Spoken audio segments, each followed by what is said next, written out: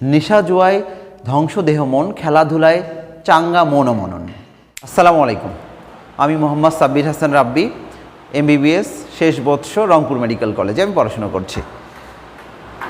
আমার মনে আছে আমি যখন হাই স্কুলে পড়ি তখন বারবার একটা কথা মনে হতো যে এই যে ডাক্তার, ইঞ্জিনিয়ার বা বড় বড় যে পোস্টগুলো রয়েছে এগুলো মনে হয় যারা স্কুলের একদম ভালো ভালো অর্থাৎ 1-2 রোলের স্টুডেন্ট শুধু মনে হয় তাদের জন্যই বরাদ্দ। অথবা ভাবতাম সবসময় যে আমি তো পড়ছি চত্রা, একটা খুবই প্রত্যন্ত এলাকায় বলা যেতে পারে, যদিও যুগের পরিবর্তনে এখন অনেকটাই চত্রা কিন্তু আমাদের সুযোগ সুবিধার দিক দিয়ে অনেকটাই এগিয়ে গিয়েছে। কিন্তু সেই সময় আমার খুব মনে হতো যে যারা রংপুরে, ঢাকায়, রাজশাহী বিভিন্ন বড় বড় স্কুলগুলোতে পড়তেছে তাদের বিট করে কি আমরা এই ডাক্তার, ইঞ্জিনিয়ার হওয়ার স্বপ্ন দেখতে পাই বা এটাকে আমার সাথে দেখা শোভা পায় কিনা, তখন সব সময় এই ব্যাপারটা মনে হতো। কিন্তু একটা সময় পর যখন আমি SSCতে দেখা গেল যে GPA 5 পাইলাম কোনো মতো আর কি, পরবর্তীতে কলেজে গেলাম, কলেজে গিয়ে দেখলাম যে না, আসলে অন্য অন্য এলাকার যে স্টুডেন্টগুলো আমরা তাদের থেকে কোনো অংশেই কম নয়। কিন্তু এটা আমাদের মনের মধ্যে একটা সবসময় ব্যাপার থেকে যায় যে আমি যেহেতু একটা ছোট্ট শহর বা বন্দর জায়গায় আমি পড়াশুনো করছি, আমি মনে হয় অনেক পিছিয়ে। কিন্তু তোমাদের এই ব্যাপারটা এভাবে ভাবা একদম উচিত নয়। তোমাদের সবসময় ভাববা যে তুমি তোমার যদি সেরাটা দিয়ে প্রস্তুতি নিতে পারো সর্বক্ষেত্রে, এক কথায় শেষ, ভালো করে পড়াশোনা করতে পারো, তাহলে তোমার জীবনের পথ চলায় সর্বাঙ্গীন সর্বোচ্চ শিখরে তুমি কিন্তু পৌঁছাতে পারবা। তাহলে এখন তোমরা এখান থেকে একটা জিনিস মোটিভেশন হিসেবে নিতে পারো। দেখো, আমাদের এই চত্রা এলাকা থেকে কিন্তু ডাক্তার বলো, ইঞ্জিনিয়ার বলো, রাজনীতিবিদ বলো, শিক্ষক, অনেক কিন্তু ভালো ভালো পোস্টে লোকজন কিন্তু রয়েছে। ইভেন একদম সচিব পর্যায়েও কিন্তু অনেক লোকজন রয়েছে। তাহলে তোমাদের এই ব্যাপারে একদম হতাশ হওয়ার কোনো প্রশ্নই নেই যে তুমি মনে হয় অনেক অন্যদের থেকে পিছিয়ে। এবার ঈদের ছুটিতে এসে দেখলাম যে আমাদের গ্রামে গঞ্জে সব জায়গায় স্টুডেন্ট, বিশেষ করে যারা কিশোর রয়েছে অর্থাৎ এই 7, 8, 9 এই লেভেলের যারা স্টুডেন্ট রয়েছে তাদের অনেক বড় একটা অংশ অনলাইন জুয়া, মাদক, মোবাইল ফোন আসক্তি এই ব্যাপারগুলোর সাথে একদম ওতপ্রোতভাবে কিন্তু জড়িয়ে পড়েছে। আর যা তাদের ভবিষ্যৎ একদম অন্ধকারাচ্ছন্ন করার জন্য কিন্তু খুবই উল্লেখযোগ্য ভূমিকা পালন করবে। কিন্তু আপনারা যারা অভিভাবক রয়েছেন সম্মানিত, আমি তাদেরকে অনুরোধ করব, আপনাদের যারা ছেলে মেয়ে বা যাদের ছোট ভাই বোন রয়েছে তাদেরকে এই সময়ে কিন্তু আপনাদের একটু গাইড করতে হবে। কেননা ওরা কিন্তু এখন ভালো মন্দ বুঝবে না, ওদের চোখের সামনে এখন সব কিছুই রঙিন রঙিন মনে হবে। আর যত খারাপ জিনিস, আমার এই ক্ষেত্রে একটা কথা মনে পড়ে যায়, আমার এক ফ্রেন্ড ছিল আহসান হাবিব, ও এখন বুয়েটে পড়াশোনা করতেছে, পড়াশোনা যদিও ওর শেষ, মাস্টার্স করতেছে এখন।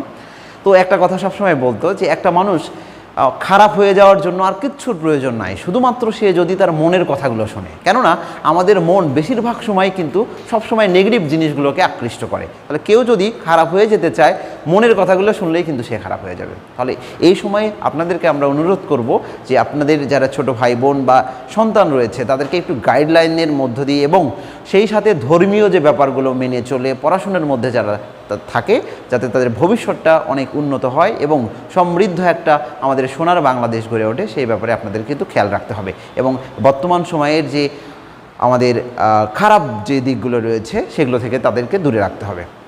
তরুণ সময়েই কিন্তু উল্লেখযোগ্য তোমার জীবনের ভিত্তি গঠন করার। কেননা তুমি যদি এই সময়ে একবার খারাপ কিছুর সাথে জড়িয়ে যাও তাহলে তোমার জীবনটাই কিন্তু একদম অন্ধকারাচ্ছন্ন হয়ে যাবে।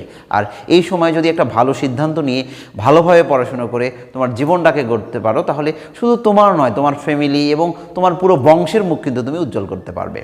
তো সেই ক্ষেত্রে আমি বলবো, তোমরা যারা তরুণ রয়েছো তোমাদের কিন্তু বর্তমান সময়ে তোমাদের মোস্ট ইম্পর্টেন্ট যে ব্যাপারটা, তোমাদের ভালো মানুষ হতে হবে এবং সেই সাথে নিয়মিত পড়াশুনো, স্কুল, কলেজ এগুলোতে তোমাদের নিয়মিত যেতে হবে এবং ধর্মীয় যে রীতিনীতিগুলো সেগুলো তোমরা মেনে চলবা, 5 ওয়াক্ত নামাজ পড়ার চেষ্টা করবা।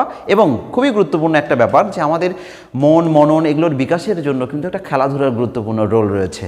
এই জন্য তোমরা পড়াশুনোর পাশাপাশি দ্বিতীয়ত যে ব্যাপারটিকে তোমরা গুরুত্বপূর্ণ হিসেবে নিবা, তাহলে নিয়মিত খেলাধুলা করতে হবে। আর এই ক্ষেত্রে তোমরা ক্রিকেট, ফুটবল বা ভলিবল যেগুলো দিয়ে বা সাঁতার হতে পারে, এই ব্যাপারগুলো কিন্তু তোমরা মেনে চলবা। আর এই ক্ষেত্রে পার্সোনালি আমার একটি উদ্যোগ রয়েছে, ইনশাল্লাহ আমি চেষ্টা করব পরবর্তীতে যখন আমি ছুটিতে আসবো, বড় কোনো একটা ছুটিতে আমি এলাকার কয়েকটা গ্রাম মিলে আমি একটা বড় করে একটা ফুটবল, ক্রিকেট বা ভলিবল টুর্নামেন্টের আয়োজন করব, যেখানে আমাদের মাদক এবং এই যে মোবাইল আসক্তি, অনলাইন জুয়ার বিপরীতে একটা মেসেজ থাকবে, নেশা জুয়ায় ধ্বংস দেহ মন, খেলাধুলায় চাঙ্গা মন মনন। আমি আবারও বলছি, নেশা জুয়ায় ধ্বংস দেহ মন, খেলাধুলায় চাঙ্গা দেহ মন মনন। আর আমি যেহেতু ভবিষ্যতে ডাক্তার হতে যাচ্ছি, 3-4 মাস পরে ইনশাল্লাহ আপনাদের দোয়ায় আমি MBBS ডাক্তার হয়ে যাব। তো এই ক্ষেত্রে আমি এলাকায় যতবারই আসি, যারা একটু শিক্ষিত ছেলে মেয়ে রয়েছে বা সম্মানিত অভিভাবক যারা রয়েছে, তারা অনেক সময় প্রশ্ন করে থাকে যে ডাক্তার হওয়ার জন্য আসলে একদম শুরু থেকে কিশোর বয়স থেকে প্রস্তুতির ধরনটা কীরকম হওয়া উচিত। আমি এই ক্ষেত্রে একটা কথা বলবো, দেখেন আমরা যখন এই হাই স্কুল লেভেলে পড়াশুনো করছি, এগুলো নিয়ে খুব বেশি ভাবনা চিন্তা কিন্তু করি নাই, কেননা ওই সময়টা কিন্তু প্রতিযোগিতা এখনকার তুলনায় একটু হলেও কম ছিল। বা বর্তমান সময়ে এমন এক অবস্থার মধ্যে আমরা চলে এসেছি যে পুরো পৃথিবীটা একটা হাতের মুঠোয়, একটা মোবাইল ফোন থাকলে তার কাছে কিন্তু সব কিছু রয়েছে। আর সে খুব সহজেই কিন্তু এখন দেখা যাচ্ছে একদম গ্রাম অঞ্চলের স্টুডেন্টরাও খুব ভালো করার একটা সম্ভাবনা বেড়ে যায়। আর সেই ক্ষেত্রে আমি বলবো, যেহেতু আগের মতো সময় নেই, তুমি যদি ভালো করতে চাও, একদম শুরু থেকেই তোমাকে একটু একটু করে হাঁটা শুরু করতে হবে। একদম দৌড় দিলে কিন্তু উঠে পড়ে যাওয়ার একটা সম্ভাবনা থেকে যাবে। আর সেই ক্ষেত্রে আমি তোমাদের জন্য আমার পরামর্শ থাকবে, তোমরা যদি ডাক্তার হতে চাও, তোমাদের SSC লেভেলে প্রথম কথা তোমার কিন্তু GPA 5 থাকতেই হবে, 1 নম্বর কথা। দ্বিতীয় কথা, তোমার ইন্টারমিডিয়েটের পুরো 2টা বছর খুবই ভালো করে পড়াশোনা করতে হবে এবং সেই সাথে কিন্তু তোমাকে GPA 5 থাকতে হবে। কেননা মেডিকেল ভর্তি পরীক্ষা 300 মার্কের মধ্যে কিন্তু 200 নম্বরই থাকে জিপিএতে। তাহলে একটা স্টুডেন্টের যদি জিপিএ মার্ক খারাপ থাকে, তাহলে কিন্তু সে একটা প্রতিযোগিতায় অংশগ্রহণ করার আগেই ছিটকে যাবে। তাহলে জিপিএ কিন্তু সবার আগে ভালো থাকতে হবে এবং শেষমেশ একটা ভালো প্রস্তুতি নিয়ে মেডিকেল ভর্তি পরীক্ষায় বসতে হবে। বাট যেহেতু এই ছোটো লেভেলের স্টুডেন্ট আমাদের এলাকায় যারা রয়েছে 7, 8, 9, 10, তাদের সবচেয়ে গুরুত্বপূর্ণ ব্যাপার এখন থাকবে বর্তমান সময়ে যে তারা নিয়মিত পড়াশোনা করবে এবং সবসময় তার মধ্যে একটা আর্টস থাকতে হবে, লক্ষ্য ঠিক করে রাখতে হবে যে আমি ডাক্তার হতে চাই, আমি ইঞ্জিনিয়ার হতে চাই। ভবিষ্যতে কী হবে সেটা পরের ব্যাপার, কারণ একটা মানুষ কখনো চাইলেই যে ওটা হতে পারবে ব্যাপারটা এমন নয়।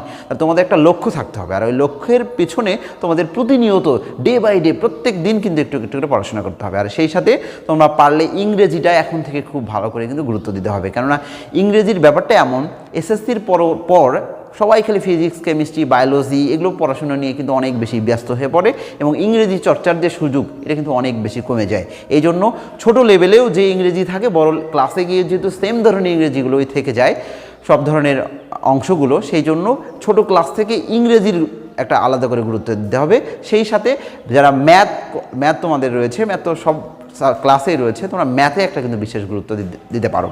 তো তোমাদের জন্য অনেক অনেক শুভকামনা রইল। ইনশাল্লাহ তোমরা অনেক বড় মানুষ হও, সেই দোয়া রইল। আর আমার জন্য তোমরা সবাই দোয়া করবে।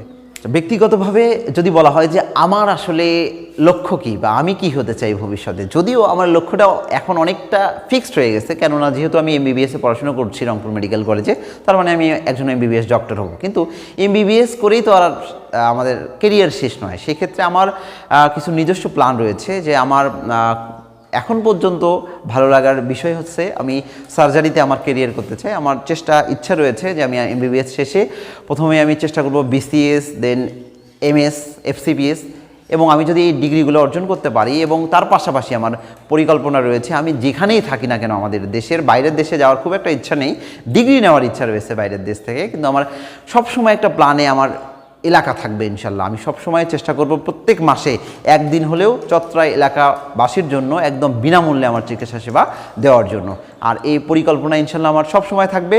আর আপনাদের যদি যে কোনো ব্যাপারে রংপুরে, আপনাদের বিশেষ করে রংপুর মেডিকেল কলেজে যদি আপনারা কখনো আসেন হসপিটালে চিকিৎসা সংক্রান্ত যে কোনো যদি আপনাদের সহযোগিতার প্রয়োজন হয়, আমাকে একবার স্মরণ করবেন। আমি চেষ্টা করব এলাকার ছেলে হিসেবে আপনাদের পাশে থাকার।